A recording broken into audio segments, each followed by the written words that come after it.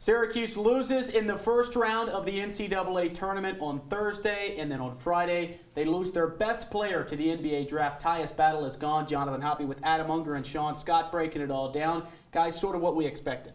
Well, yeah, it was something that he did last season as well, flirted with the opportunity and then came back to the program. So this is something that isn't really too unexpected, even though he did not have quite as good of a year this year as he did last year. Yeah, and I can't say I can blame him. He's an academic senior. He's on track to graduate. He's got nothing left to prove. This team's not that great. They're kind of a mediocre team in the ACC. As you said, his numbers already got worse. What is there really left for him to prove? I don't see it, so good for him. Syracuse fans have really gotten lucky when you talk about 3 full seasons of Tyus Battle. His career accolades are plentiful, and when you look at what he's done, he's had some big games. He had a buzzer beater against Clemson. We all know that last-second shot against Georgetown in the Dome this year, and he also was huge in the 2018 tournament run.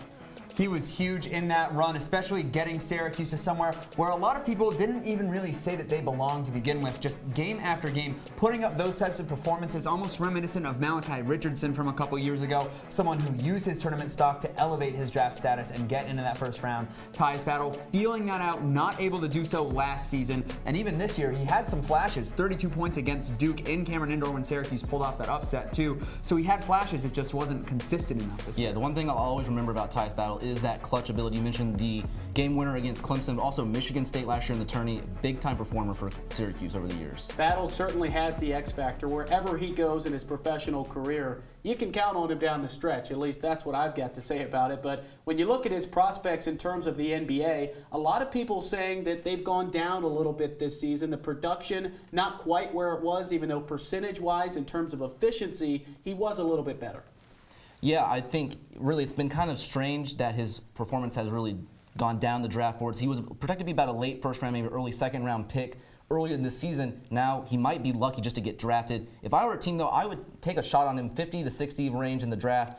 He's older than most prospects, yes, but he's always been good at getting those rhythm shots up. I remember seeing him against BC. Just time and time again, he could just dribble, drive, and then pull up. He was good at that. I would take a shot on him. Well, I think a part of the efficiency and a part of the scoring drop that you saw Tyus Battle have was because he was forced into a role at point guard either when Frank Howard wasn't healthy or when Frank Howard just wasn't playing well. So in that situation, you're not going to be able to play your best game if you're not playing the position that you've been playing for your entire life. Yes, he had more rebounds. Yes, he had more assists. But at the same time, he wasn't really able to stay true to his own game, and that's why the production and the stock have both fallen. And let's talk about what this means for Syracuse. Anytime you lose your best player, it's never a good thing, but they do have a pretty good recruiting class coming in. O'Shea Brissett figures to return. Frank Howard leaving as a senior. What do you guys think early projections are for Syracuse next season?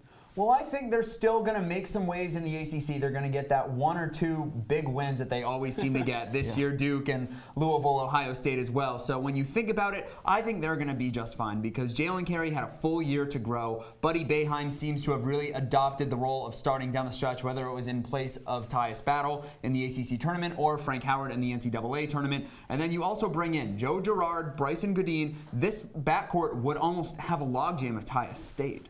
That's true. I think, what do you mean by it will be fine, though? Because Syracuse being a mediocre team in ACC play, that's not really what Syracuse fans expect to see out of this team. Yes, they probably will still be around that 8-9 seed, probably in the NCAA tournament come next season, but it's going to be very inexperienced. You mentioned those freshmen are going to have to step up. Jalen Carey spent all season in the doghouse for Coach Boeheim. He's going to have to perform better next year because this team is going to be very inexperienced. You mentioned they're losing Frank Howard, they're losing Pascal Chukwu.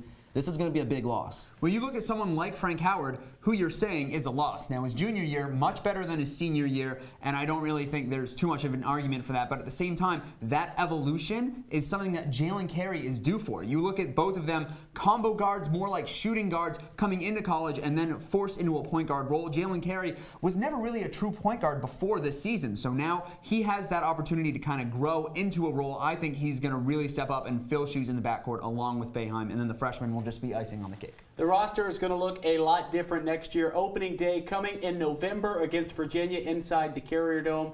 Sean Scott, Adam Unger, I'm Jonathon Hoppe. Thanks for watching. We'll have all the coverage of next season right here on Citrus TV.